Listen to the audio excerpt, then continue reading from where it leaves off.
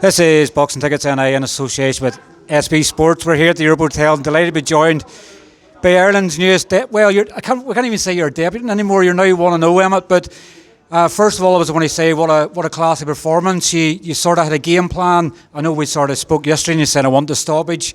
You had a game plan, it was very clear. You sort of had a game plan there tonight. Did you enjoy that?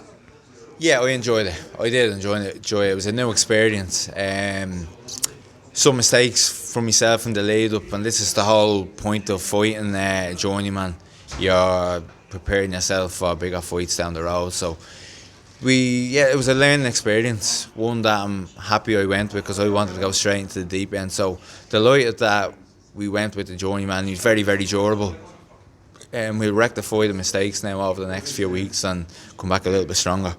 Bit sharper as well because we didn't have a great lead up to this. We basically got the fight at 3 weeks' notice. I got 3 spars in the last week, 3 top quality spars in fairness to me, but I need a good 6 to 8 weeks of 2 top quality spars a week, and that's what we're going to get now over the next few months. Are you sort of maybe being critical of yourself? I know it's nearly 2 years, obviously, since your last competitive fight in the Olympics. Are you sort of maybe, is that just, do you always set a high standard for yourself? You're sort of going and making mistakes.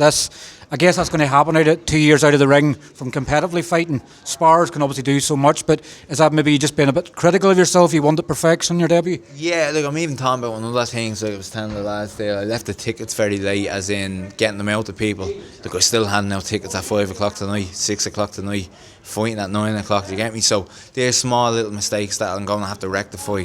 Get the tickets out nice and early, get the money in. Don't need that stress on fight week or on fight day, so I'll probably offload that to one of the friends to deal with the tickets. And then just in terms of the fight itself, obviously I've been out for 2 years, at the lack of sparring there, getting caught with a few silly jabs that I wouldn't normally get caught. I'm a lot tighter in the defence, but the game plan with this fella was a little bit different, was a little bit just sharper with the jab, and I found his distance a little bit hard to gauge at times, and I did get caught with a few stupid jabs. I got caught with nothing serious, but I got caught with a few jabs that I wouldn't normally get caught. So we'll rectify that going forward. But that's the point of these fights. It's the learning experience, getting used to the crowd, getting used to the nerves beforehand. Like 140 people here for me, you don't really get that in amateur fights. So particularly in Belfast as well, obviously it's a 100-mile trip from Dublin. 100-mile trip, 3 weeks notice. A lot of people backing me. In a very privileged position to have these people backing me and come up and looking at me and spending the hard-earned money and making a night of it. And look, I'm very overwhelmed by that. I'm very proud to have these people behind me, and long may it continue, because it's going to be a big, big year for me.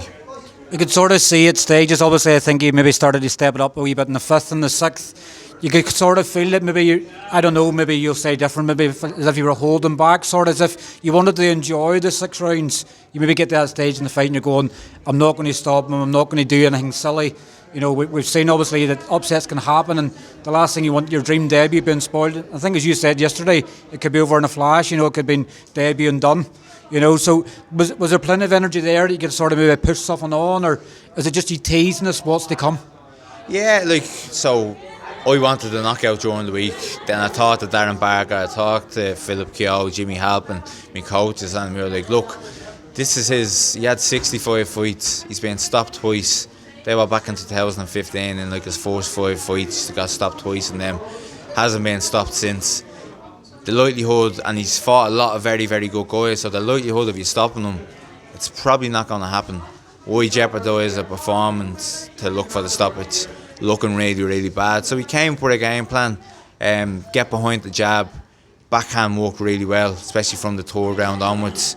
But then I stepped up in the 5th and 6th. That was just to test the gas tank. There was no really worry of him getting me out of there. I knew I wasn't getting him out of there. Tried 1 or 2 things in the fight that didn't work, so left them behind. Overall, a solid performance, nothing to write home about. There wasn't a knockout. Caught him, I think, was in the 4th with a good 1-2. Sort of rocked him a little bit and he went running, and that's what he does. He knows how to survive, he knows what to do, he knows the game inside out. So, a very valuable and knowledgeable 6 rounds we got tonight. When you sort of expected, obviously making your debut, knowing the opponent and everything else, did it feel, and I think I touched you yesterday on it saying, did it feel weird? Because obviously when you're at such a high level as an amateur, you're pretty much just standing toe to toe with someone nearly. Did it feel a bit different? Obviously you're sort of having to chase someone about, and particularly with a journeyman sort of in that survival mode sometimes. Did it feel weird? You're sort of going, why is this guy not in my face? Is that something you're going to have to get used to mentally, that sort of not every opponent's going to be highly as skilled as you are, that they're not going to be there to win, so to speak, but there to survive? Yeah, no, in fairness, this guy, he was a highly skilled journeyman. He's got 3 draws off a lad that was 12-0, 13-2 and 5-0 in the last 12 months. So he knows the game inside out, and he's proven to have a few upsets. So I was trying to break him down. He was very, very good at blocking. Very good at blocking to the body. The second he was in any danger, he was covering up. Tried to pull the guard down once or twice, and he had a very strong guard. Knew that wasn't working. Shifted around him once, and I caught him with the body shot, but he sort of stepped off. So they were small things that I was just wasting energy, and that's experience there. You're learning. Don't do that again, because over 8-10 rounds, that's wasted energy. So I gained a lot of knowledge and a lot of experience from this guy. What's the point in going into a 6th rounder and stopping someone in the 4th round that is brought over to be stopped? It just makes no sense. So I'm delighted that the lads got this fella. It's valuable. It's a valuable 6 rounds. I guess obviously when do you sort of plan to be out next? Obviously there's the field in obviously less than 5 weeks time here in Belfast. There's a rumoured obviously card, Colin Boxing obviously doing in September in Dublin. And then obviously there's a potential obviously Katie Taylor homecoming. Do you sort of look at other cards between now and, is it the icing on the cake, obviously the Katie Taylor card in November potentially? Or is it just as fact as how quick Darren can get you back out again? But look, Darren Barker is my manager, works for the zone. Great connections with Matchroom. I had to go do the work over the next few months, but the end goal of this year is to be on the undercard of the Katie Taylor versus Cameron rematch. That's 100% the goal. I'm not naive. I know it's up to me to create a bit of a buzz and create a profile and get a good social media following, and I have a bit of a following behind me already, so it's about just keep on building on this, build on the momentum. But that's the end goal for the year. But it's up to me to go give Darren the goods to talk to Matchroom, and he can talk to him because he works for them. I'm in a position that not a lot of other boxers are, and I'm very grateful for that. But I also know that it's up to me now to give Darren the tools. So I want to be out in August. Probably shouldn't have been looking at this, but it's on BoxRec looking at shows in New York. There's a show in New York in August, so I'm going to go on to Darren in the morning. I have a lot of people in New York looking at this fight tonight. They were showing it in Jack Diamond's in the bar, so Joe Bourne, he put that on for me. Good friend of mine that lives over there. I have a lot of people that want me to fight in New York, that want to go support me, so I can build a huge profile over there, I can get a huge audience behind me, as well as Dublin. We can sort of switch between both, but ideally I would love to go out in New York in August. It would be a dream. If that doesn't happen, fight in September for the Celtic title, hopefully. Ideally for me it would be fight August and then straight into the Celtic title. So there's no point in waiting around. As I said, that's 8 to 10 weeks down the road, September is, so I'll be a lot sharper than what I was there tonight. I'll have a lot more higher opposition in sparring, a lot more spars, have the experience of this behind me, hopefully the experience of New York behind me, and just ready to go to give Darren the goods to get me on that show come the end of the year. When you sort of look at the Celtic title, obviously I know it's super middleweight, it's sort of Craig McCarthy's obviously holding the Celtic belt, and him and Kevin Cronin's obviously been fighting for the Irish title. I don't think Craig will maybe vacate before that fight, so do you maybe look at obviously light heavy? Obviously I know it's not going to be ideally where you want to be, but the Irish and the Celtic belts are both vacant at 175. Do you maybe look at that as an option, or do you sort of hope that a fight can't get made that you can sort of jump in? For him, you would think he's going to go for the Irish title. It's a bigger title than the Celtic title. It's over 10 rounds. It's more prestigious, so you would imagine he's going to fight for the Irish title. Like, it would probably be silly for him not to do it, which would mean he'd have to vacate the Celtic title, wouldn't he? So that should be vacated. If you're talking common sense, I don't know the two guys if there's any politics there to stop it, but it should be vacated if he wants to go for a more prestigious title and earn himself a few quid. So, no, the light heavyweight for me isn't even an option. I made 77 kilo, which is 0.8 of a kilo over the super middleweight limit. I made that it is. Probably I'm going to have to bulk up now a little bit to make. I shouldn't be making the weight that easy. I made it very, very easy.